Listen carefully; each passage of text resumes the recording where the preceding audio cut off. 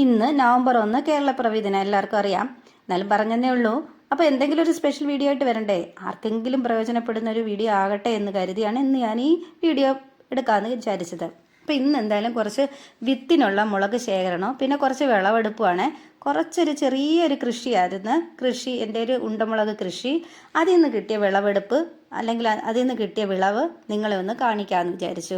ഇതൊരു പ്ലാന്റിൽ നിന്ന് മാത്രം കിട്ടിയതാണ് കേട്ടോ. അത്യാവശ്യം നമ്മൾ നന്നായിട്ട് കെയർ ചെയ്താൽ ഇതിൽ നിന്നും കിട്ടും. എനിക്കാണെങ്കിൽ അധികം സമയമൊന്നുമില്ല. എൻ്റെ ചെറിയ വീണ് കിട്ടുന്ന സമയത്ത് ഞാൻ ചെയ്യുന്ന ചെറിയൊരു ഹോബി മാത്രമാണിത്.